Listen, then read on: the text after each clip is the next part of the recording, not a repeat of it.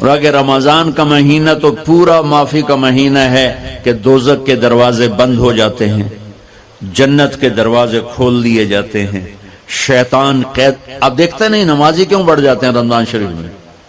کہ وہ نامراد قید ہو جاتے. تو کسی کو زنجیروں میں باندھا ہو وہ چل تو نہیں سکتا، چھوڑ دو زنجیریں تو چل پڑے گا. تو اللہ تعالی ہم سب کی حفاظت فرمائے. کوئی دعویٰ نہ کرے، لیکن جو تھوڑا سا غفلت میں ہوتا ہے تو ایمان کمزور ہوتا ہے، انہوں تو شیطان بن کے جامع نہیں دینے. جمعے جاواں گے، جمعے کئی جمعہ بھی نہیں پڑھتے، عید تے جاواں گے کوئی عید بھی نہیں پڑھتے. یہیں یہ ایک نگینہ سینما کے مالک نے بیان کروایا تھا اور اس نے بعد میں اس سینما کو گرا دیا. آج کل وہ کینیڈا میں ہوتا ہے. تو وہ سینمے کا جو تھا نا مینیجر، وہ میرے پاس آیا، کہا مولانا آج میں پہلی نماز پڑھی ہے. وہاں ہم نے مغرب کی نماز پڑھی. اس کے بعد بیان ہوا، بیان کے بعد وہ اتنا ہنگامہ ہوا کہ رش بہت تھا تو وہاں نماز پڑھی نہیں جا سکے. ہم نے کہنے لگا میں چل رہا تھا میرے ساتھ ساتھ، مولانا آج میں پہلی نماز پڑھی. میں نے کہا کیا مطلب؟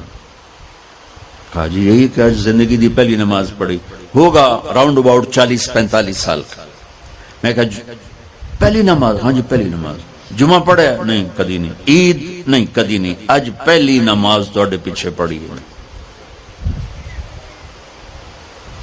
شیطان جب قید ہوتا ہے تو زنجیریں کھل جاتی ہیں تو نمازی بڑھنا شروع ہو جاتے ہیں. اس کے بعد جو گھٹتے ہیں نا تو شیطان کی وجہ سے نہیں، اپنی عادت اور سستی کی وجہ سے. پہلے 2-3 دن بڑا جوش ہوتا ہے، پھر اس کے بعد گھٹتے ادھے کو پھر نکل جاندے ہیں، ادھے رہ جاندے ہیں.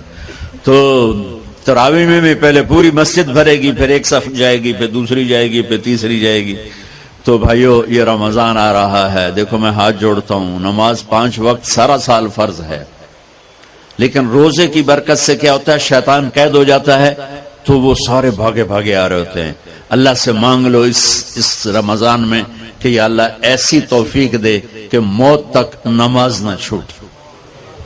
رمضان میں بہت سے لوگ رشوت لینا چھوڑ دیتے ہیں کہ نہیں جی ہن رمضان شریف آ گیا.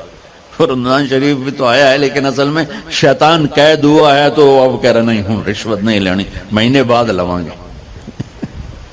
ڈنڈی مارنے والا کہتا ہے نہیں صحیح تولنا ہے، پھر رمضان تو بعد کٹھی کسر کر لواں گے. وہ کیا وجہ ہے پیچھے؟ ایک تو رمضان کی برکات ہیں اور ایک شیطان کا قید ہونا ہے اور ایک جنت کے دروازوں کا کھل جانا، دوزخ کے دروازوں کا بند ہونا، اللہ کے عرش کا پہلے آسمان پہ مستقل ڈیرا ڈال دینا اور پھر اعلان کرنا ہے کوئی بخشش آنے والا ہے، کوئی معافی مانگنے والا ہے، کوئی توبہ کرنے والا ہے، کوئی جنت مانگنے والا ہے، کوئی دنیا مانگنے والا. آؤ مانگو. اور ایک فرشتہ اعلان کرتا ہے اے بھلائی کے چاہنے والے شاباش آگے بڑھ. اور دوسرا فرشتہ اعلان کرتا ہے اے برائی کے کرنے والے بس کر اور واپس آ جا، بس کر اور واپس آ جا. رمضان کا مطلب ہے جل جانا. رمضان کے لفظ کا مطلب ہے جل جانا. جلنے کا مطلب کیوں ہے اس میں؟ کہ رمضان میں اللہ سارے گناہوں سے اپنے بندوں کو پاک کر دیتا ہے اور ان کے گناہوں کو جلا دیتا ہے، جس سے وہ پاک ہو کر سونا آگ میں جل کے خالص ہو کے باہر آتا ہے. روزہ رکھنے والا بھوک کی آگ میں جل کے خالص ہو کے باہر آ جاتا ہے. اللہ اس کے سارے گناہ معاف فرماتا ہے. دھیان نال سنیں، سب سے اعلیٰ درجے کا مسلمان، میرے نبی کا جواب، جو سارا دن مصلی پہ بیٹھا رہے، جو ہر سال حج عمرہ کرے، جو مسجد سے نہ نکلے، جو رات کو قرآن پڑھے، دن میں روزے رکھے. نہیں، سنو غور سے سنو. من سلم المسلمون لسانہ ویدہ، سب سے اعلیٰ درجے کا مسلمان فیصلہ بات کا وہ ہے جو اپنے مسلمانوں کو تکلیف نہ پہنچائے، جو ہاتھ اور زبان سے کسی کو تکلیف نہ پہنچائے، وہ سب سے اعلیٰ درجے کا مسلمان ہے. سبحان، کیا بات.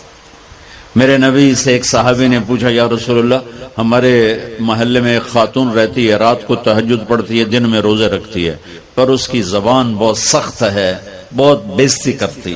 آپ نے کہا جہنم میں جائے گی۔ کہا جی ایک خاتون ہے جو نہ نفلی روزہ لیکن اس کی زبان کا بول بڑا میٹھا ہے، کہا وہ جنت میں جائے گی۔ تو سب سے اعلیٰ درجے کا مسلمان کون ہے جو کسی کو تکلیف نہ پہنچائے؟ پھر اس نے پوچھا ای الایمان افضل، سب سے اعلیٰ درجے کا مومن کون ہے؟ تو آپ نے فرمایا حسن الاخلاق، جس کے اخلاق اچھے ہوں وہ سب سے اعلیٰ درجے کا ایمان والا ہے، کیونکہ تکلیف نہ پہنچانا اخلاق کی ایک صفت ہے اور اخلاق کی بے شمار اقسام۔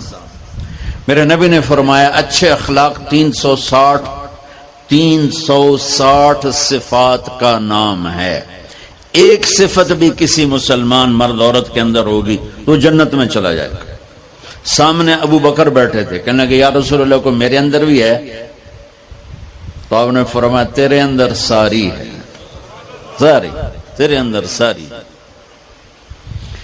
تو ابتدا بھی بتا دی، انتہا بھی بتا دی، اور عبادت بھی مسلمان کو اخلاق تک پہنچاتی ہے۔ اب سنو قرآن سے، اللہ تعالیٰ انسان کسے کہتا ہے؟ ایمان والوں کو۔ ان الذین کفروا من اہل الکتاب والمشرکین فی نار جہنم خالدین فیہا اولئک ہم شر البریہ۔ سب سے بدترین مخلوق وہ ہے جو اللہ کو نہ مانے، جو اللہ کے دین کو نہ مانے۔ آپ نے کہا وہ سب سے بدترین مخلوق۔ تو لا الہ الا اللہ محمد رسول اللہ ہمیں انسانیت میں داخل کرتا ہے۔ انسان ہے ہی وہ جو لا الہ الا اللہ محمد رسول اللہ کا کلمہ پڑھتا ہو میرے رب کے نزدیک۔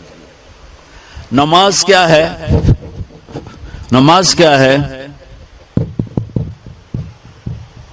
بول بھائی۔ ہاں، میرا اللہ کہتا ہے ان الصلاۃ تنہا، اب آئی نہیں چل رہا،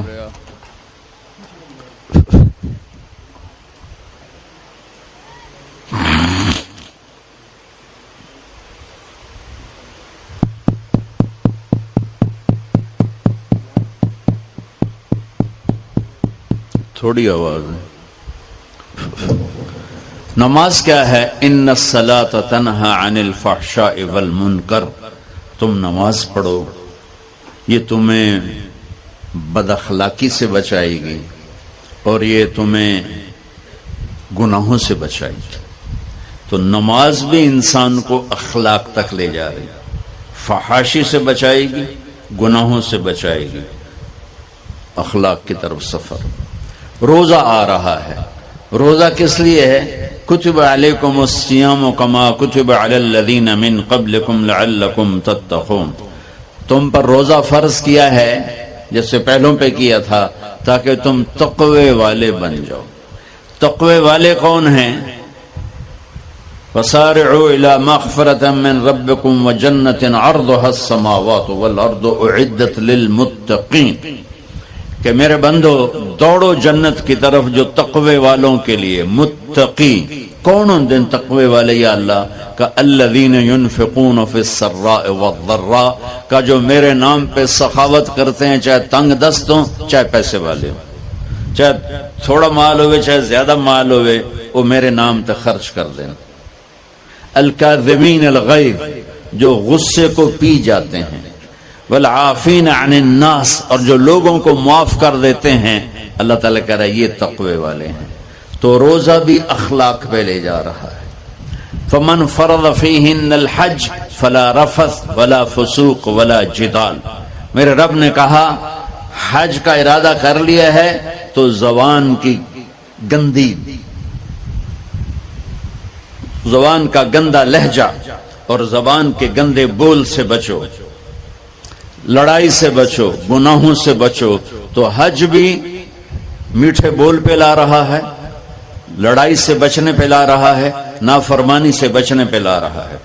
خذ من اموالہم صدقۃ تطہرہم وتزکیہم بہا وصلی علیہم. میرا رب فرما رہا ہے میرے محبوب ان سے زکوٰۃ لیں اور ان کو پاک کریں اور ان کا تزکیہ کریں، ان کو ایک اچھا انسان بنائیں. زکوٰۃ ہو اخلاق بنتے ہیں، روزہ ہو اخلاق بنتے ہیں، حج ہو اخلاق بنتے ہیں، نماز ہو اخلاق بنتے ہیں، کلمہ ہو انسان بنتا ہے. یہ اتنا زور کیوں دیا ہے اخلاق پر کہ میرے بھائیو، اچھا معاشرہ جو وجود میں آتا ہے وہ ایک دوسرے کو معاف کرنے سے وجود میں آتا ہے. مسجد نماز کے لیے ہے اور نماز ایک انفرادی عمل ہے جو کر کے میں گھر چلا جاتا ہوں، دفتر چلا جاتا ہوں. پڑھوں نہ پڑھوں، نہ پڑھنے کا گناہ مجھ پر، پڑھنے کی نیکی مجھ پر.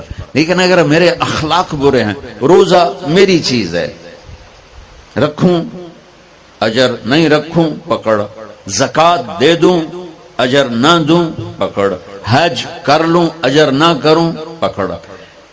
صرف میری ذات سے کے گرد ہے نماز بھی، روزہ بھی، حج بھی، زکوٰۃ بھی. لیکن برے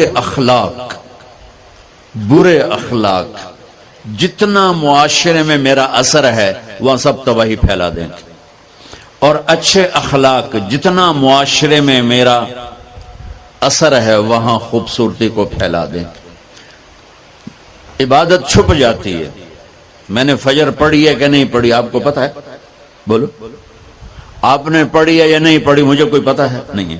لیکن یہاں بیٹھ کے اللہ نہ کرے میں فرقہ واریت کی بات کروں، آپ سب کو پتا چلے گا کہ نہیں چلے گا کہ مولوی اگلا رہا. اور یہاں بیٹھ کے میں محبت کی بات کروں تو آپ کو پتا چلے گا کہ نہیں چلے گا کہ یہ محمد مصطفیٰ صلی اللہ علیہ وسلم والے اخلاق بتا رہا ہے. تو اخلاق چھپتے نہیں، برے ہوں یا اچھے ہوں ظاہر ہوتے ہیں. اور سب سے زیادہ اس آدمی کا خاندان، جس آدمی کو بدتمیزی کی عادت ہے وہ بیوی کے دل کو برباد کر دے گا، ماں باپ کے دل کو برباد کر دے گا، اولاد کو برباد کر دے گا، دوستوں کو، نوکروں کو برباد کر دے گا. اس کے نوکر سامنے کہیں گے میاں صاحب، شیخ صاحب، سیڑ صاحب، خان صاحب، اتھے جا کے گالی کڈن گے. اور جس کے اخلاق اچھے ہوتے ہیں وہ اپنے گھر کو خوبصورت بنا دیتا ہے، رشتوں کو خوبصورت بنا دیتا ہے، ملازموں کو خوبصورت بنا دیتا ہے، اپنے کاروبار کو، اپنی زندگی کو، ہر پہلو اس کا خوبصورت ہو جاتا ہے. اچھے اخلاق لباس کی طرح ہیں جو میرا ہر عیب چھپا لیتے ہیں، اور برے اخلاق ننگے آدمی کی طرح ہے جس کا ہر عیب سامنے آ جاتا ہے. اور اللہ کی رحمت اتنی طاقتور ہے کہ میرا رب فرماتا ہے، یہ تو میں نے 5 غلطیاں بتائی ہیں، لیکن میرا رب فرماتا ہے میرا بندہ میں تجھے عمر بھی دیتا ہوں، طاقت بھی دیتا ہوں، تو اتنے گناہ کر کے زمین فیصل آباد کی سے اٹھا کر آسمان کی چھت کو لگا دے. سوری دنیا گناہ گار ہو جائے نا تو آسمان کیا چاند تک بھی گناہ نہیں جا سکتے. اور میرا اللہ کہہ رہا ہے ایک مرد عورت اتنے گناہ کرے کہ آسمان کی چھت کو لگا دے، پھر صرف ایک دفعہ مجھے کہے یا اللہ معاف کر تو میں سارے ہی معاف کر دوں. تو بھائیو یہ رات بھی معافی مانگنے کی ہے. تو میرے عزیز و رمضان شریف آ رہا ہے، اپنے دل کو کینت سے صاف کرو، بغض سے صاف کرو، نفرت سے صاف کرو. کسی سے لڑے ہوئے ہو اللہ کے واسطے صلح کر لو. یہ لڑنے کی جگہ نہیں ہے، محبت کر کے جاؤ تو اللہ بڑے اونچے عالی درجات نصیب فرمائے گا. اور اللہ تعالیٰ موقع دے تو رمضان میں ایک 3 دن تبلیغ میں اللہ کے راستے میں ضرور لگا